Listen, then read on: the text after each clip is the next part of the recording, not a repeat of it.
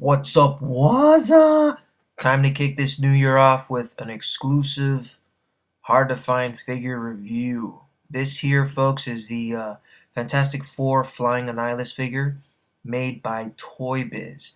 This was one of the figures that came in a wave that was, gosh, it was released, but I think there was maybe about 6 cases that made it out.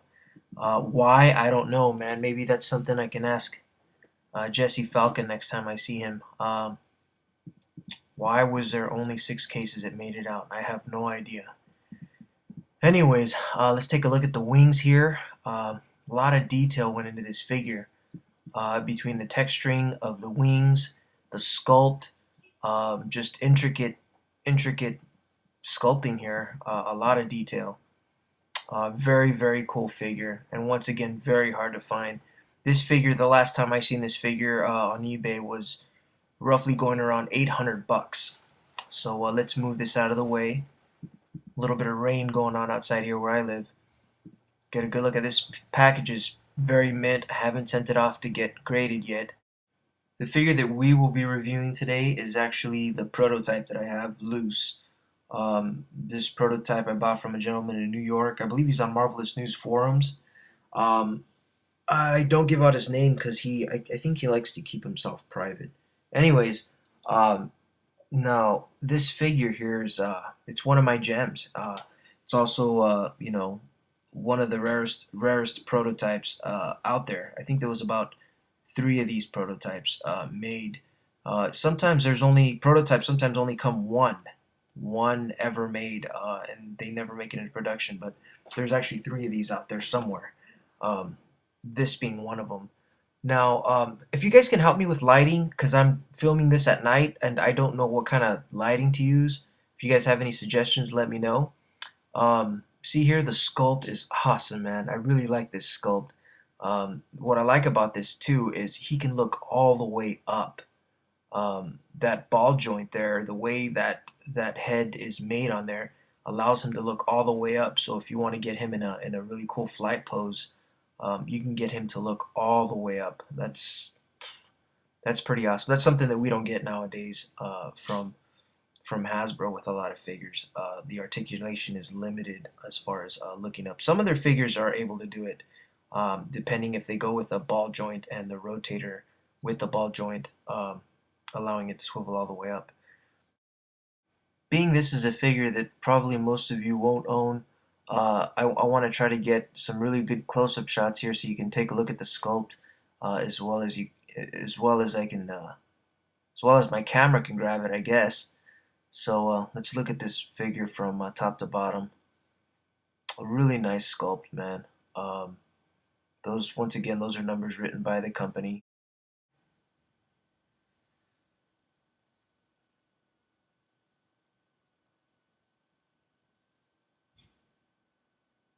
It's so difficult doing reviews at night, man. Just trying to get the lighting right so that you guys can get a better look at it. Kind of funky. Once again, help me out with the lighting if you guys know of any good lights out there that don't give as much glare. This does have the waist swivel.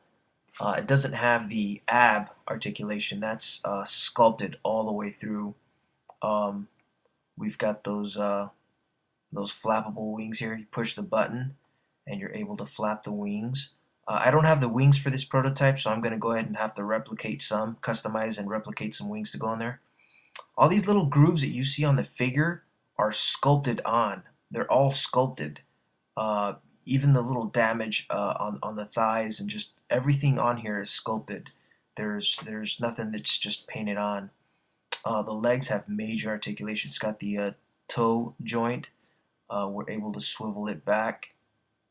Uh, we got forward also, and then major ankle pivot. This thing can practically go sideways with the ankle pivot, which allows him to just do basically any pose you want to do.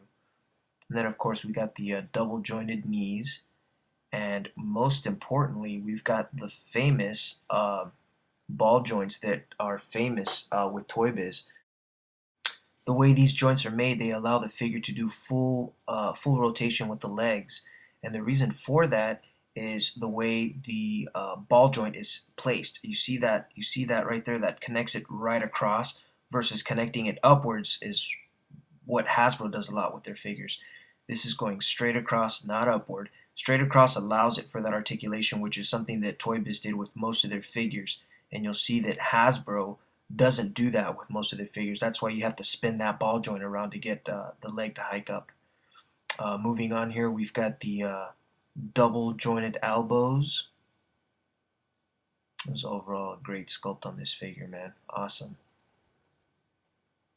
See that? We also got the I guess the bicep swivel, we would call it. Now this is kind of hindered by this shoulder pad. That shoulder pad is connected to the shoulder ball joint, which doesn't allow it to swivel up, which is kind of a downfall for this figure. So it's kind of you can see right through that it's connected straight to the shoulder instead of connecting it to the neckline. We've got the swivel forearm here, and we've got the wrist movability there, and a closing hand. Doesn't quite close into a fist.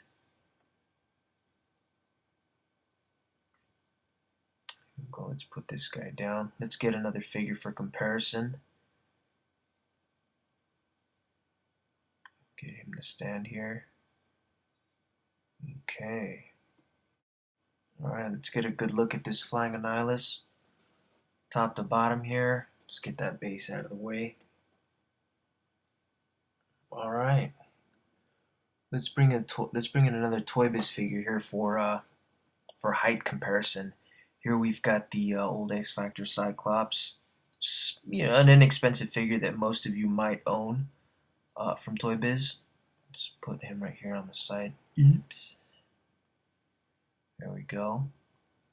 So he does kind of tower over most of the figures. He's about a good, gosh, I want to say about 7 inches, which is good. That's the right height for Annihilus. Let's get a good look at him. Alright, let's snag this guy out of the way. Let's bring in the Hasbro Annihilus figure for comparison. Before we do that, I also have extra wings from the Hasbro Annihilus, which are pretty awesome wings. I like the sculpt on these wings. I just don't like the paint scheme on them. But these figures here, I could probably customize a set to give them some of the old school wings here as well, which would look pretty deadly, I think, on this figure. And also customize some modern wings. Here we go. Let's get this guy to stand.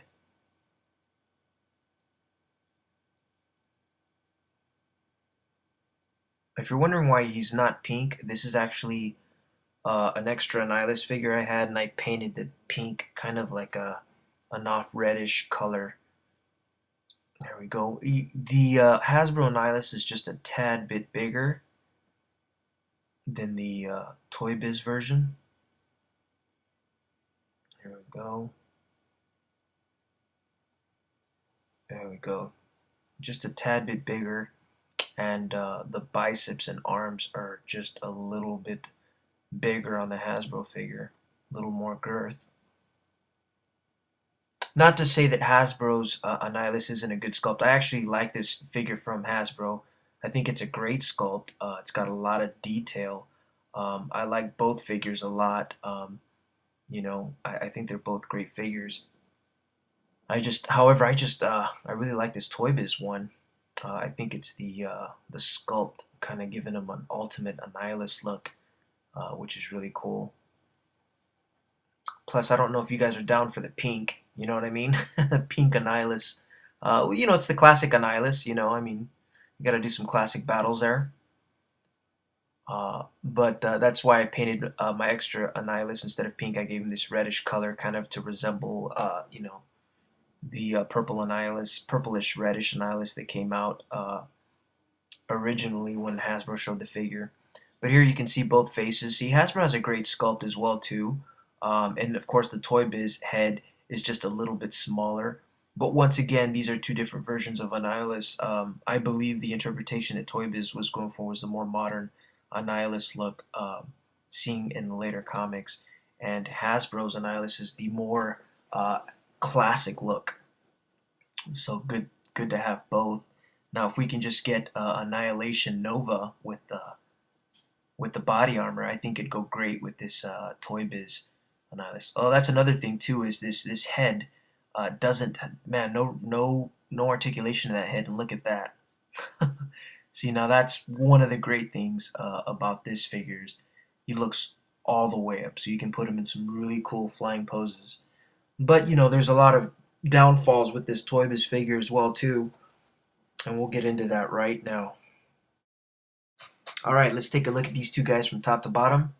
Get a nice little comparison here.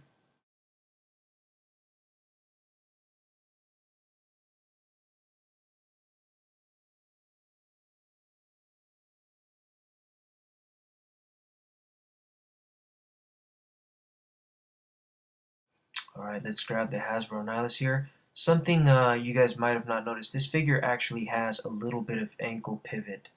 I've taken this figure apart. It's in there, it just doesn't do it very much, but it does allow him to spread his legs just a little bit more and get a wider stance if you want. Just not as crazy as the Toybiz one, which is a downfall. Ankle pivot's pretty important, especially when you're going for a wider stance just so that the figure grabs on the floor. Toe articulation is another thing too. This figure doesn't have any toe articulation, and the more I come to terms with it, the more important it has become, especially with doing a lot of articulated comic art displays. Gotta have that ankle joint too. See how they space the joints on Toybiz? They space the joints off a little bit more from the ankle, which allows you to do crazy pivoting, or you know, be able to do some crazy articulation. So they had it down. They definitely knew what to do and where they were headed with articulation and sense of direction. Here we go. See, Hasbro actually gave us that good old joint that was with Toybiz, and they went across with it. So this figure doesn't have that problem that most of our other figures have. This figure can just go all the way around. Once again, connected across there, not to the top. Across. Now, see, this figure has the articulation in the torso, but it doesn't have the waist swivel. It's funny that Toybiz would do the opposite, not give us that, but give us the swivel at the waist. And here we've got the forearm swivel here, right? Forearm swivel. And over here, we don't have it. So it's kind of weird. But we got finger articulation. So it's kind of like they gave us certain things on they give us certain articulation on that figure. See, and also the shoulder pads. The shoulder pads are connected right. They're connected to the body versus to the shoulder like this one is. So, you know, both figures have their flaws. Man, if we could have just gotten rid of those shoulder pads and put them at the top instead of the shoulder, this figure would just be so much better. See, but we can still get that joint to go all the way up. Just can't go up. I think Hasbro already learned. Looking at the new Iron Man movie figures, Hasbro's learned from their previous mistakes. They've started attaching any shoulder pads. They started attaching it to the torso so that we can get full articulation, kind of like you see with the movie War Machine from Hasbro. Here's the legs again. Get a good look. Well, guys, I've committed to bringing out a video for you guys every week on Saturday. I'm teaming up with Red Hulk 80 and Boog Nice 10, and our New Year's resolution is to bring one video a week for the entire year every Saturday. Kind of like a TV series, you know, giving you guys a reason to tune in every Saturday. That way you guys are not just hanging around waiting for us to pump out videos during the week. You already know to see a video from the three of us every single Saturday. And you know, kind of gives everybody a schedule to tune into the YouTube and look for some of their favorite Marvel Legends displays and figures and reviews. Anyways, guys, thanks so much, and I'll see you next Saturday.